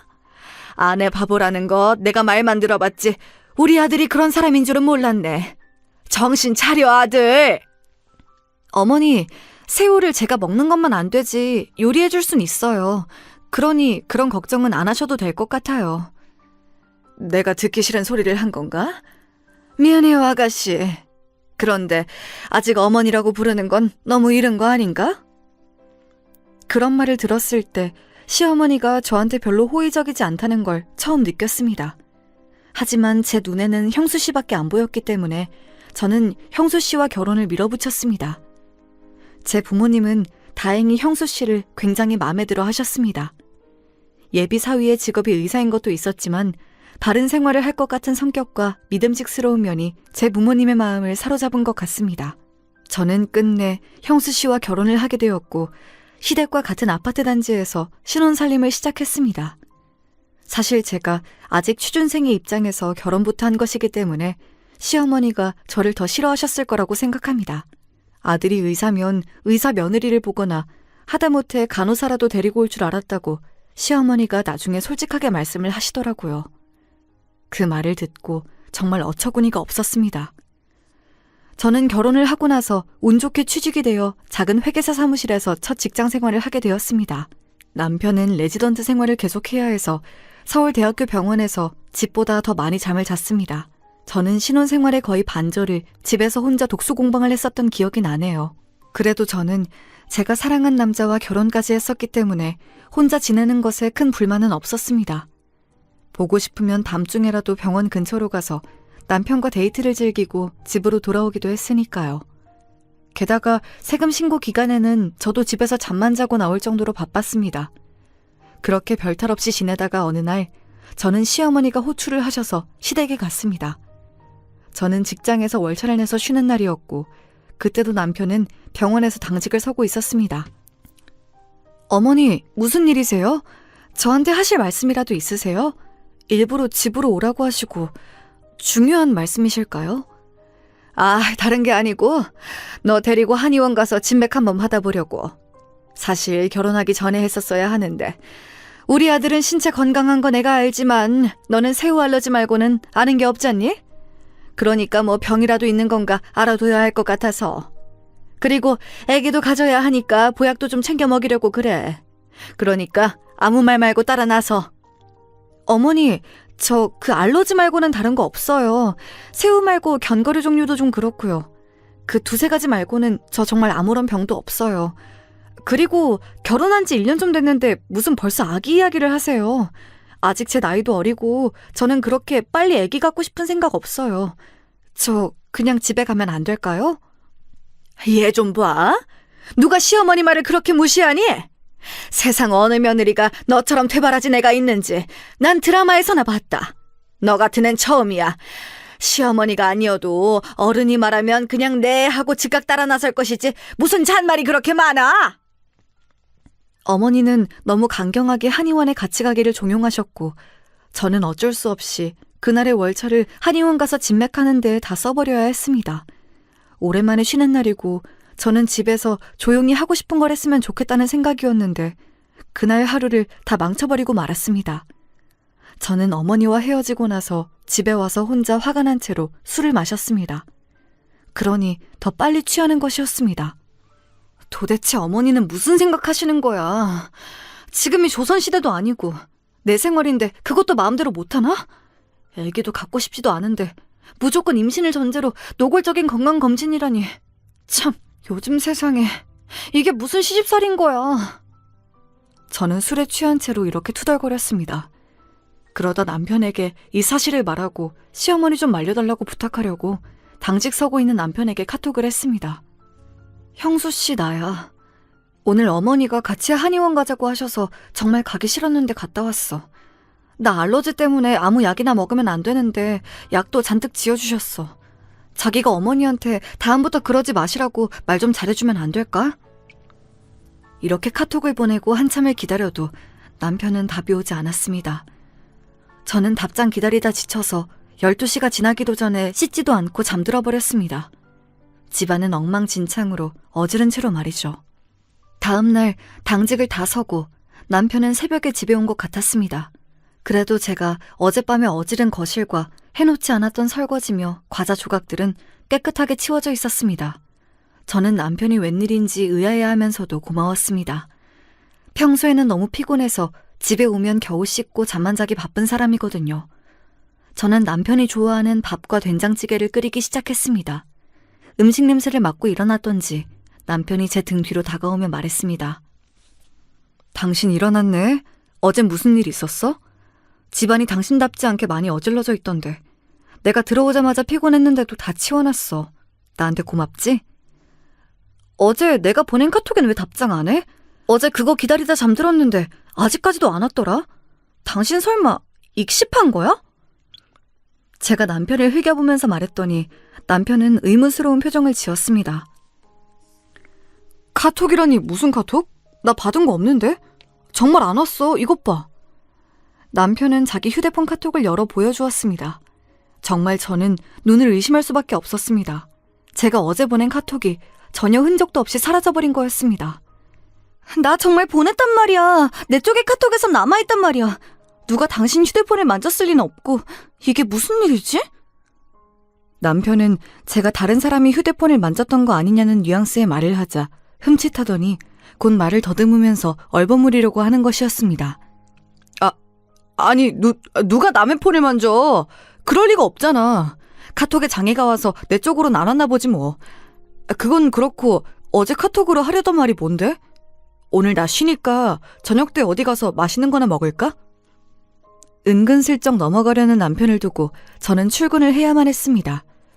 그때는 조금 의심을 하긴 했지만 설마 남편이 저에게 거짓말을 하리라고는 꿈에도 생각지 못했기에 저는 그런가 보다 하고 넘어갔었습니다. 그때 더 자세히 캐물었어야 하는 거였는데 그러지를 못했던 게 지금에서야 너무 후회가 됩니다. 조금만 더 일찍 알았더라면 저도 이런 고생까진 하지 않았을 텐데 말이에요. 시어머니는 손자가 그렇게도 보고 싶으셨는지 저한테 1년간 쉬지 않고 한약을 지어주셨습니다. 저는 처음 3개월은 그래도 참고 한약을 먹으려고 노력했습니다. 하지만 너무 쓰고 먹기 힘든 역한 맛은 결국 한약 먹기를 거부하게 만들었습니다. 저는 나중에는 어머니께 한약을 받아서는 몰래 싱크대에 버리고 있었습니다. 아이는 생기지 않았죠. 어머니는 계속 이상하다 하시면서도 쉽게 포기하지 않았습니다. 이상하구나. 이 정도면 애가 생길 법도 한데 이 집 한약이 참 잘 듣는다고 했었는데 왜 너한텐 효과가 없니? 글쎄요. 저도 아기 가지면 좋겠지만 안 생기는걸요. 어머니, 그리고 저 병원 오는 거 좀 거북해요. 한약 냄새 맡는 것도 그렇고 침 맞는 것도 무섭고요. 아유, 그렇게 참을성이 없어서 어쩌니? 약 먹는 것도 정성이야. 네가 그렇게 건성으로 약 먹기 싫어하니까 실령님이 아기 점지를 안 해주시는 거 아니야? 세상에 마시는 약이 어딨어? 네가 거부해서 몸이 약을 안 받아들이나 보다. 좀 쉬었다가 먹든지 해야지. 아휴, 요즘 젊은 것들은 참을성도 없고 자기밖에 모른다니까. 결국 저는 어머니의 성화를 뿌리치고 그 한약을 끊어버리는 데 성공했습니다. 그리고는 바로 산부인과에 가서 피임기구를 몸 안에 넣는 수술을 했습니다. 시어머니에게는 비밀로 하고 남편에게만 허락을 받았습니다. 남편 역시 그때는 제가 원하면 아기 가져도 늦지 않는다며 제 의견에 찬성을 해주었습니다. 아기는 제가 마음에서 이 결혼에 대해서 확신이 들 때 낳아도 늦지 않겠다고 생각했기 때문이었습니다. 지금 생각해보면 우리 부부 사이에 아기가 없었던 게 오히려 더 나았다는 생각이 들어 저는 그때의 선택도 잘했다고 생각합니다. 만약 남편과의 사이에 애가 있었다면 지금 일어나는 일들도 저는 더 견디기 어려웠을 거고 이 사람과 쉽게 헤어지지도 못했을 것이니까요. 그렇게 5년의 시간이 흘렀습니다. 저는 회계사 사무실 일도 익숙해지고 더 공부를 해서 저도 회계사가 되려고 자격증 공부를 시작했습니다. 남편도 레지던트를 마치고 전문의가 되었고요. 둘만 살다 보니 돈 쓸 일도 없어서 저희는 집을 사고도 저금이 많이 남아 있었습니다. 그래서 1년에 열흘 이상은 꼭 해외여행을 가며 둘이서 살아도 별 불만 없이 알콩달콩 살고 있었습니다. 시어머니의 간섭만 없으면 말이죠. 어머니는 그 후로도 저희 부부에게 손주 재촉을 하면서 그 외에도 한약방을 몇 군데 더 다니고 무슨 용하다는 무당에게도 데리고 가려고 하셨습니다. 하지만 저는 약은 참을 수 있어도 무당집은 절대 같이 못 간다고 어머니께 고집을 부렸습니다. 저는 모태신앙을 가진 교인이었고 친정 부모님도 독실한 기독교 신자셨거든요. 시어머니는 기독교 집안의 사람들도 그 무당에게 점을 보러 잘 다닌다고 하시면서 저를 설득해보려고 많이 회유하셨지만 저는 그 문제만큼은 양보할 수 없었습니다. 아니, 이 집 무당이 정말 용하다니까. 언제 악에 들어서는지도 잘 맞추고. 그러니까 한 번만 가자. 내가 너 잘 되라고 그러지 시어머니 좋으라고 그러니? 어머니, 죄송한데요. 저 그런 데는 못 가요. 제가 기독교 신자여서 그러니 그 부분은 이해 좀 해주세요. 부탁드릴게요. 5년이나 지났으면 지쳐서 포기하실 법도 한데 어머닌 끈질기게도 기회만 되면 무슨 용한 한의원이 있다면서 진맥을 받으러 가자고 저를 억지로 끌고 다니셨습니다. 그때마다 저는 어머니께 한약을 받아 싱크대에 버렸습니다. 전혀 먹고 싶은 마음도 안 들었고 아기를 갖고 싶은 생각도 없었으니까요. 남편은 대학병원에서 의사로 재직하면서 여전히 한 달에 반 정도는 집에 안 들어오는 생활을 했습니다. 저는 시간이 많이 남는데 남편은 전문의가 되었어도 바쁜 것에 변함이 없으니 저희 부부의 예전에 돈독했던 사이에 조금씩 균열이 가기 시작했습니다. 지방에 있는 대학병원에 협진을 간다면서 가기도 하고 학회가 지방에서 몇 날 며칠을 한다면서 집에 들어오지 않는 시간이 많아짐에 따라 저는 남편이 없는 생활에 점차 더 익숙해져 갔고 우리는 같은 집만 공유하는 사이처럼 되어갔습니다. 저는 깨닫지 못했지만 남편은 꽤 오래 전부터 바람을 피우고 있었던 것이었습니다.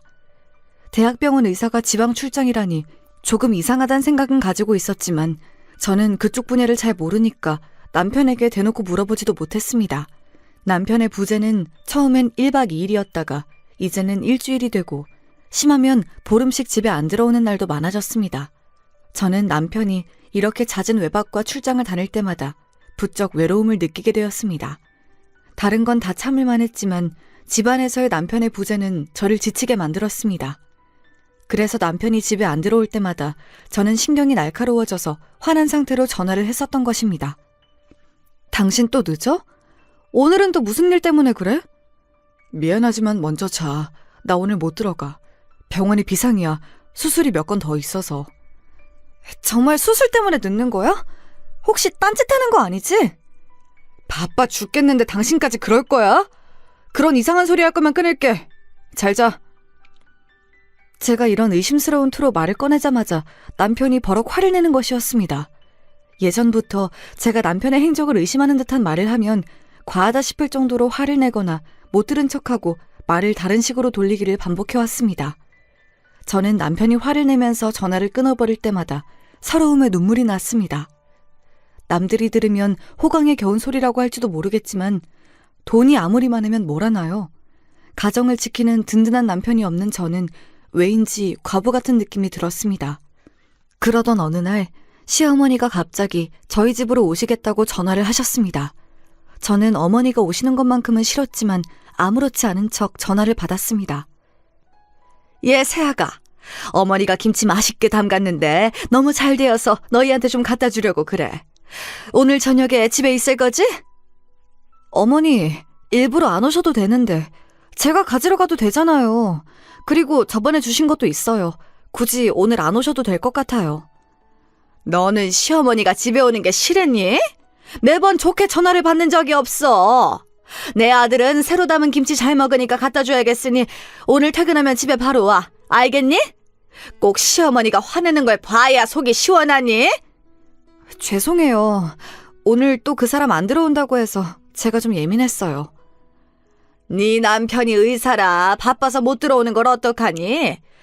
병원 일이라는 게 그래. 밤낮도 없고 언제든지 무슨 일 생기면 못 들어오는 거야. 그러니 네가 그건 이해를 해라. 네, 알겠습니다. 전화 끊겠습니다. 시어머니의 전화를 끊고 저는 우울해졌습니다. 어머니만 생각하면 가슴 한쪽이 답답해져 왔습니다. 전생에 무슨 악연인지 항상 어머니는 저를 괴롭히는 것을 즐기시는 것 같았습니다. 잊을만 하면 결혼한 지 7년이 지난 아직도 손주 타령하시면서 애 못 낳는 저한테 책임이 있다고 말씀하시고 저 때문에 남편이 집에 자주 안 들어오는 것처럼 말씀하셨습니다. 그런 말을 계속 듣다 보면 저도 혹시 나 때문인가 하는 생각이 들게 되잖아요. 그래서 저는 어머니와 대화하는 게 싫었던 것 같아요. 어머니는 그렇게 저를 조금씩 가스라이팅하고 계셨던 것 같습니다. 저녁에 집에 오신 시어머니는 저에게 밥을 먹고 가겠다고 말씀을 하셨습니다. 저는 체할까봐 어머니와 같이 무엇도 먹고 싶지 않았지만 부랴부랴 있는 반찬으로 저녁을 차렸습니다. 시어머니가 가져오신 새로 담은 김치도 문제의 그 저녁상에 올라갔습니다. 예, 밥 먹자. 얼른 이 김치 좀 먹어봐. 어머니가 맛있게 했으니까. 네네, 드세요 어머니. 제가 알아서 먹을게요. 아니, 이거 얼른 네가 먹어야 되는데. 그래야 네 입맛에도 맞는지 어떤지 알지. 알았어요, 먹어볼게요. 그러니까 어머니 먼저 얼른 드세요. 어머니의 강권에 못 이겨 저는 김치를 입에 넣었습니다. 그런데 김치를 먹자마자 입안이 부어오르고 온몸이 간질거리는 것이었습니다. 저는 깜짝 놀라서 어머니께 간청을 했습니다. 어머니, 이 김치에 뭐 들어갔어요? 혹시 새우젓 넣으셨어요? 저 새우 알러지 있어요. 어서 응급차 좀 불러주세요. 이상하네. 새우젓 안 넣었는데. 혹시 너 어머니한테 거짓말 하는 거 아니니? 어머니는 뻔뻔하게도 식탁에서 떨고 있는 저를 가만히 내려다보면서 거짓말을 하시는 것이었습니다. 음식에 조금만 들어있어도 새우 알러지는 금방 몸에 나타나고 목숨을 잃을 위험까지 있어서 저한테는 새우는 절대 먹으면 안 되는 음식이었기에 어머니가 아무런 조치를 취하지 않자 마지막 힘을 다해서 휴대폰 긴급전화 기능으로 119를 불러놓고 나서 저는 정신을 잃었습니다. 저는 병원 응급실에서 정신을 가까스로 차렸습니다. 깨어나 보니 저의 친정엄마가 제 손을 꼭 잡고 기도를 하고 계셨습니다. 제가 눈을 뜨자 어머니는 울먹이면서 저한테 물었습니다. 진이야, 어찌된 일이니? 네가 새우를 먹다니 이게 무슨 일이니? 너 시어머니에게 미움받고 살았던 거니? 네 시어머니가 가져온 김치에 글쎄 새우가루 성분이 검출되었단다. 아무리 그래도 그렇지 새우 먹으면 죽을 수도 있는 너한테 이런 짓을 하다니. 그 여자 살인미수로 고발해버려야 하는 거 아니니? 내 이 나쁜 년에게 콩밥을 꼭 먹이고 말 거야. 친정엄마는 눈물을 흘리면서 자초지종을 말씀해 주셨습니다. 시어머니가 가지고 온 김치에는 새우가루가 들어있었고 그걸 숨기기 위해서 간을 세게 해서 제가 맛을 모르도록 했던 거였습니다. 사정을 알게 되자 저는 온몸에 소름이 쭉 끼쳤습니다. 시어머니가 아무리 제가 미웠다 하더라도 이런 식으로 저를 죽이려고 할 줄은 상상도 못했었거든요. 그런데 도대체 무슨 이유로 시어머니는 저에게 새우가루를 먹이려고 했을까요? 아무리 생각해도 이유를 알 수가 없었습니다. 아버지도 제가 깨어났다는 소식을 듣고 제 병실로 찾아오셨습니다. 그런데 제가 이런 일을 당하고 있을 때에도 남편이란 사람은 나타나지도 않았습니다. 결혼 전에는 그가 목숨을 구해주어서 믿음직한 그의 모습에 반했었는데 결혼한 지 8년이 되자 이 사람은 내가 무슨 일을 당하든 관심도 없구나 하고 생각이 들자 저는 병상에 누워 서러움의 눈물을 흘렸습니다. 저의 부모님은 제가 눈물을 흘리자 어쩔 줄을 몰라 저를 위로하시기 시작했습니다. 진이야, 너 친정에 와서 몸과 마음을 좀 쉬다가 들어가는 게 어떻겠냐? 이참에 엄마가 해준 밥도 좀 먹고 이런 일이 있어 음식 조심도 해야 하니 양서방도 네가 친정 갔다고 뭐라고 못할 거 아니냐. 아버지, 그 사람은 제가 집에 있든 없든 상관없을 거예요. 이미 오래전부터 저에게 그 사람은 같이 집을 쓰는 사람일 뿐이니까요. 좋아요. 저도 퇴원하면 친정으로 가고 싶었어요. 그래. 그리고 네 시어머니가 한 짓도 좀 더 캐내야겠다. 그래서 내가 그 여자 꼭 고소하고 말 거니까. 어머니는 엄청 화가 나셨는지 시어머니가 꼭 벌을 받게 할 거라고 몇 번씩 입술을 악물며 말씀하셨습니다. 그리고 그 계획은 갈수록 구체성을 띄어갔습니다. 어머니의 사촌 동생 중에 경찰로 재직하다가 퇴직한 분이 계시다고 하면서 그분에게 부탁하여 제 사건을 수사해달라고 부탁하셨다고 하더라고요. 어머니의 사촌 동생은 경찰 후배에게 부탁하셨고 그분은 시어머니와 남편에게 미행을 붙이셨다고 했습니다. 그런데 제가 친정에 가 있는 동안 시어머니는 병원 근처의 한 아파트에 자주 드나드는 것을 목격했다고 하더라고요. 그 아파트를 조사해보니 남편의 명의로 되어 있었다고 했습니다. 저는 그 말을 듣고 너무나 놀랐습니다. 그 집은 제가 아는 집이었기 때문입니다. 남편이 레지던트였던 시절에 그 집에 몇 번 가본 적이 있었는데 거기는 남편과 같은 과 여자 레지던트가 임시로 빌려서 살고 있던 곳이었습니다. 그 레지던트는 의대 시절부터 남편과 친했다고 하면서 저에게도 스스럼 없이 친구가 되자고 한 여자였습니다. 그때 당시에는 그 여자가 남편과 바람을 피울 거라고는 생각도 못했기 때문에 저는 그 여자와 기꺼이 친구가 되기로 했습니다. 저보다 3살 위인 남편과 같은 나이였기 때문에 저는 그 여자를 언니라고 부르며 신혼 초에는 잘 따르고 남편과 같이 만나 술을 마시고 놀던 사이였습니다. 그러다가 남편과 그 여자가 바빠져서 저와는 자연스럽게 사이가 멀어지게 되었고 두 사람이 나누는 의학 용어들이 가득한 대화에 저는 전혀 끼지 못했었기 때문이기도 했습니다. 점점 그 여자가 불편해지기 시작했습니다. 사실 남편을 바라보는 그 여자의 눈에서 스치듯 지나는 욕망을 읽어낸 적도 있어서 저는 그 두 사람이 그런 사이라는 것을 어렴풋이 눈치챘을지도 모르지만 그것만큼은 믿고 싶지 않았던 것입니다. 나중에 알게 된 이야기지만 예전에 제가 보냈던 카톡 역시 그 여자가 남편 몰래 남편의 핸드폰을 보고 지워버렸다고 하더라고요. 그렇게 미행을 붙인 경찰들이 가져다 준 결과들은 남편과 이혼 소송을 내기에 충분한 사건이었습니다. 그리고 그 여자에게도 상간녀 위자료 소송을 걸었습니다.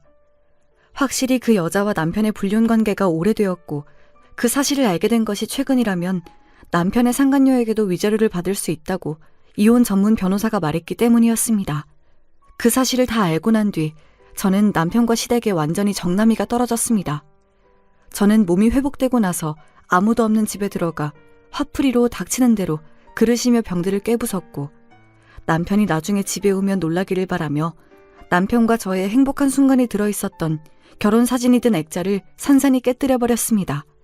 그렇게 집안을 아수라장으로 만든 뒤 저는 짐을 싸서 친정으로 아예 들어와 버렸습니다.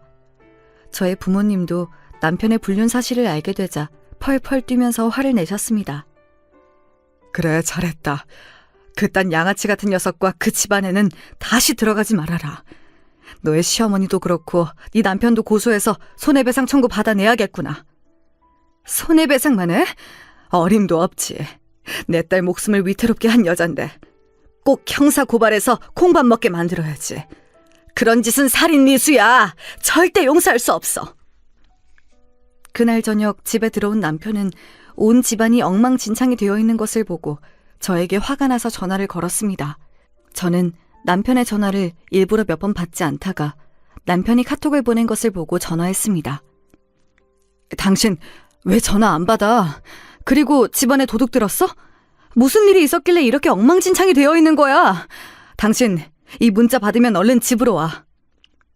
당신이 나한테 무슨 할 말이 있다고 생각해서 전화한 거야? 그 집엔 다시는 안 들어갈 거니까 그렇게 알고 당신은 고소장이나 받을 준비해. 당신도 그 여자도 불륜으로 고발해버릴 거니까. 도대체 누구한테 무슨 말을 들었는데 고소장을 보낸다는 거야? 불륜이라니 무슨 말도 안 되는 소리야? 내가 무슨 잘못을 했는데? 당신이 이렇게 나올 줄 알고 내가 저장해놨지. 이걸 보면 아무 말도 못하게 될 거야. 눈이 있으면 똑똑히 보라고. 뻔뻔하게도 남편은 모르쇠로 밀고 나가기로 한 것 같았습니다. 그런 남편에게 저는 경찰들이 넘겨준 그 여자와 같이 아파트로 웃으며 들어가는 남편의 얼굴이 찍힌 사진을 카톡으로 보냈습니다. 안 봐도 전화기 너머 남편의 얼굴은 백지장처럼 하얗게 질려있을 것이 뻔한 일이었겠지요. 남편은 정말로 당황했는지 갑자기 말을 더듬기 시작했습니다. 도대체 이건 어떻게 알고? 그런데 당신이 생각하는 그런 관계 절대 아니야. 정말이야, 믿어줘. 그 여자한테도 상간녀 소송으로 고소장 보냈으니까 둘이서 잘 입을 맞춰서 말해야 될걸? 너희들 둘 다 내가 콩밥 먹여주고 말 거야. 그러니까 기대하고 있어. 저는 말도 안 되는 변명을 늘어놓으려는 남편에게 그럴 틈도 주지 않고 버럭 소리를 지르고 나서 뚝 전화를 끊어버렸습니다. 그렇게 내 솔직한 감정을 발산하고 나니 어쩐지 속이 후련해지는 것이었습니다. 내친 김에 저는 시어머니에게도 전화해서 할 말을 다 해야겠다고 생각했습니다. 시어머니는 웬일로 제 전화를 기다렸다는 듯 금방 받으셨습니다. 여보세요? 너 몸은 괜찮니?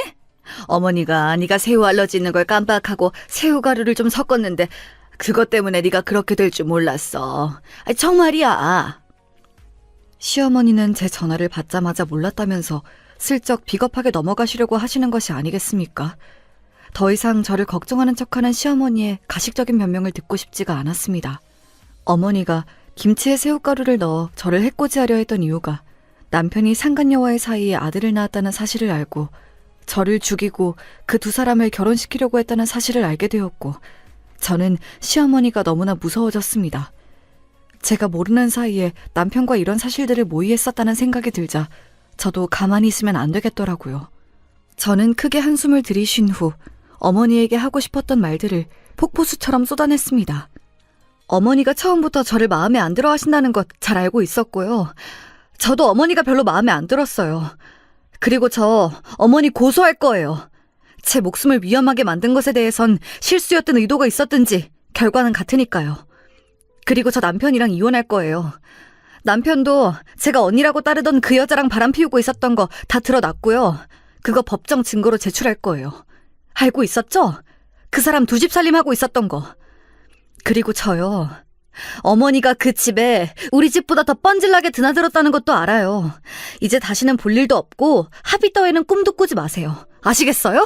시어머니는 개뿔, 이 지긋지긋한 할망구야! 뭐라고? 할망구라니 이게 미쳤나? 어디서 본데 없이 어머니한테 대들어?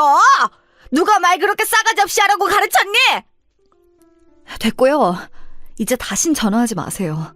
저 남편하고 어머니 연락처 다 삭제할 거니까 그렇게 하세요.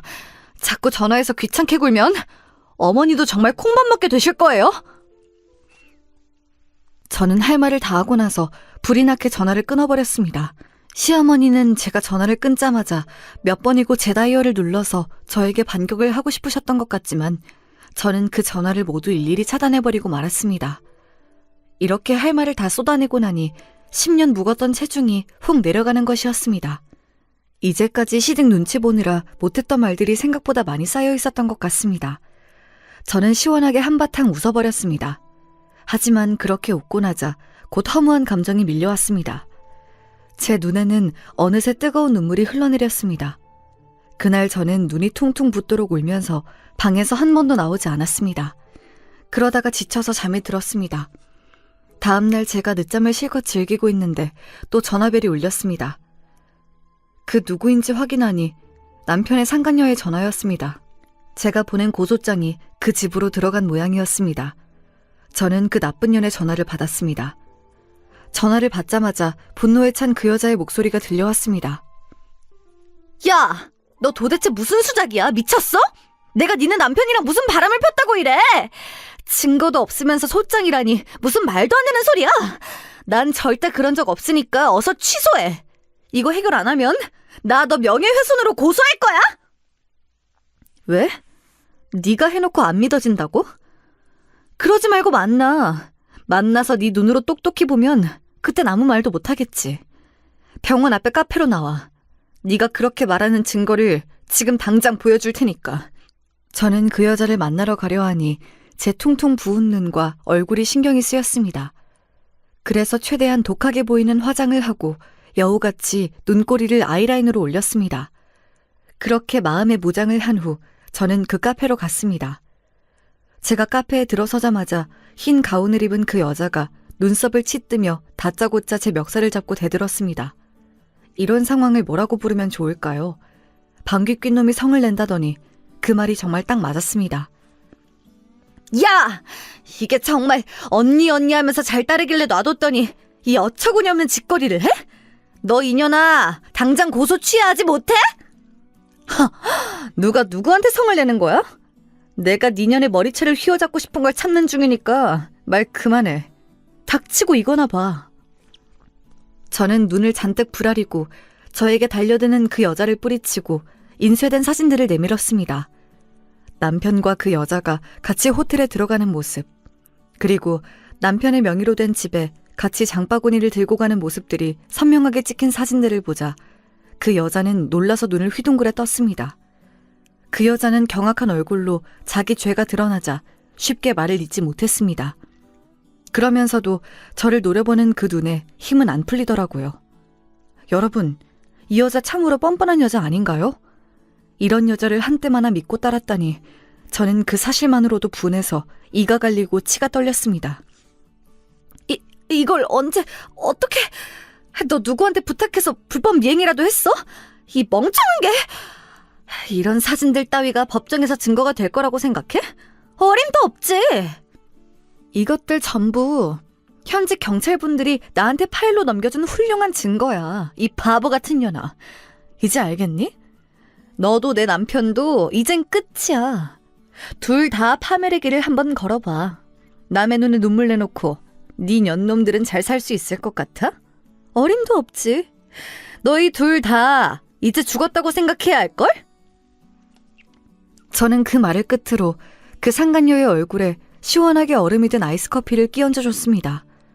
그 여자는 커피가 어지간히 차가웠는지 소리를 빽빽 지르며 호들갑을 떨더군요. 야, 이 미친년아! 너 이리 와! 아, 분해! 여기 좀 봐요. 저 년이 저한테 커피 뿌렸어요. 누구든 경찰에 신고 좀 해주세요! 누가 누구를 신고한다고 지랄이야. 여러분, 저 여자 제 남편이랑 붙어먹은 환양년이에요. 꼭 신고해야겠다면 저 여자 좀 신고해주세요. 제가 그 여자에게 소리를 치자 카페에 있던 손님들은 일제히 그 여자의 사진을 찍거나 동영상을 찍어 각자 이 소식을 아는 사람들에게 퍼나르기 바빴습니다. 내일이 되면 각종 SNS에 불륜녀로 낙인이 찍히게 되겠지요. 서울대학교 병원에서도 쫓겨났으면 좋겠다는 바람이네요. 저는 카페를 나와 택시를 타고 곧장 집으로 갔습니다. 집에 오니 오늘 하루 동안 내내 참았던 눈물이 흘러내렸습니다. 저를 그렇게 긴 세월 동안 속이고 두 집 살림을 한 남편에게 괘씸한 마음이 들었고 그 사실을 왜 빨리 눈치채지 못했을까 제 자신의 한심함에 화가 났습니다. 이제는 그 집안에서 어떻게 나오든지 간에 제 이혼하겠다는 결심은 흔들림이 없었습니다. 저는 현재 남편과의 이혼 소송을 하고 있습니다. 그리고 그 얄미운 남편의 상간녀에게는 위자료 청구 소송을 했고요. 불륜의 기간이 길면 최대 1억까지 위자료를 청구할 수 있다고 제 이혼 변호사가 말하더라고요. 그 말을 듣고 저는 망설임 없이 최고 금액으로 해달라고 말했습니다. 저를 8년간 속이고 뻔뻔하게 그 두 사람은 부정의 증거까지 만들어 놓았던 모양이에요. 아직 호적에 올리지 않은 2살짜리 아들이 있다고 하더라고요. 그런 어이없는 사실까지 알게 되자 저는 남편에 대한 미련이 조금도 남지 않게 되었습니다. 생각해보세요. 어느 정신 나간 여자가 불륜까지 해서 애를 낳은 남자를 용서하고 다시 살림을 살 수가 있겠습니까? 또한 그와 별개로 제 친정어머니는 시어머니를 형사고발했습니다. 새우 알러지가 있는 사람에게 몰래 새우를 먹였다는 죄목으로 시어머니는 벌금 1,000만 원을 선고받았습니다. 제 시어머니가 그런 솜방망이 같은 법원 판결에 만족하실 리가 없었지만 저는 더 이상 그 집안 사람들과 엮이지 말자고 친정엄마를 설득해 그 정도로 끝내자고 했습니다. 남편은 저와의 이혼 소송이 걸리자 병원 내에 소문이 나서 더 이상 서울대병원에서 일을 할 수 없게 되어 자진해서 사직서를 냈다고 합니다. 그리고 그 여자와는 결혼은 안 하고 사실혼 관계로 둘이 살고 있고요. 시아버지 역시 병원장에서 은퇴를 하시고 개인 병원을 차렸다고 하시더군요. 명망 있는 교수 자리는 이제 물 건너갔고 불륜 행각으로 불명예 퇴직을 하게 된 남편의 상간녀 역시 서울 외곽의 다른 병원으로 자리를 옮겼다고 하더라고요. 불륜 커플의 최후에 알맞은 결말이지요. 다른 사람은 몰라도 남편의 상간녀만은 제가 원하는 대로 망하게 되어서 제 속이 다 시원하더라고요. 시어머니와 남편과의 소송이 한창 진행되고 있던 어느 날 저의 친정집으로 갑자기 시아버지가 불쑥 찾아오셨습니다. 아버님은 이 모든 사실을 전혀 모르고 계셨기 때문에 저는 아버님께는 아무 악감정이 없다고 말씀드렸습니다. 그러나 시아버지는 제 손을 잡고 미안한 마음을 내비치셨습니다. 평소에 그렇게 위험 있던 모습을 보이던 시아버지는 이제 제게 작고 초라한 노인의 모습으로밖에는 보이지 않았습니다. 인간적으로는 참 불쌍한 모습이었습니다. 아가, 그동안 미안했다. 내가 네 시어머니 속셈도 네 남편의 못된 행실도 전혀 모르고 있었구나. 내가 제일 잘못했다. 내 집안일인데 내가 너무 무심했었던 것 같구나. 우리 집안과 네가 인연이 아니어서 아쉽지만 용서해달란 말은 안 하겠다. 제발 빨리 잊어버리고 새 출발했으면 한다. 이 못난 시아버지를 용서하거라. 아버님은 아무 잘못 없으시잖아요. 그만 가세요. 이젠 다시 안 만났으면 좋겠습니다. 아니다. 네 친정 엄마께도 용서를 빌어야지. 어머니는 어디 계시니? 내가 사과드리러 왔다고 말씀 좀 드려주렴. 시아버지는 저희 엄마가 안방을 나와 거실에 들어서자 갑자기 무릎을 꿇으시는 것이 아니겠습니까? 저는 깜짝 놀라 아버님의 팔을 잡았지만 아버님은 저를 뿌리치고 제 어머니에게 고개를 숙여 사과하셨습니다. 저희 집안 사람들이 대개 따님에게 폐를 많이 끼쳤습니다. 차마 용서는 안 되시겠지만 저를 봐서라도 빨리 잊으시고 새아기는 빨리 새 사람을 만나길 바랍니다. 정말 죄송합니다. 모든 게 명백히 사돈의 잘못은 아니지만 사부인이나 아드님에게 관심이라도 좀 가져주셨으면 이런 일도 없었을 텐데요. 안타깝습니다. 사과는 받겠습니다. 다신 오지 마세요. 아버님은 고개를 숙인 채 한참을 말을 잇지 못하셨습니다. 그러다가 눈물을 닦고 일어나서 조용히 우리 집을 나가셨습니다. 저 양반에겐 안 된 일이지만 네 시어머니는 절대 용서할 수가 없어. 나는 네 시어머니한테 꼭 벌금 받아낼 거야. 그러니 너도 마음 약하게 먹지 마. 알겠니? 그래요. 저도 시어머니한텐 용서하고 싶은 마음이 안 들어요. 이혼 소송이 다 마무리되고 나면 저는 유럽으로 한 달간 길게 여행을 다녀오려고 합니다. 시댁의 눈치도 안 보고 어머니의 지긋지긋한 손주 타령에서도 벗어난 지금 저는 너무너무 홀가분하고 행복합니다. 남편의 외도가 아니었더라도 저희 부부는 어차피 사랑이시고 결국 이혼을 하게 될 수순이었던 것 같습니다. 여러분, 여자는 자기를 더 좋아해주는 남자를 만나야 행복한 것 같습니다. 저는 그 사실을 이제야 깨닫게 되었습니다. 제게 만약 다음 인연이 있다면 제 소원은 저를 2배 이상 좋아해주는 남자를 만나는 것입니다. 물론 저도 그 사람을 당연히 사랑하겠지만 말이죠. 하지만 당분간은 남자도 만나고 싶지 않고 그냥 혼자가 된 나를 오롯이 돌아보는 여행을 하고 싶습니다.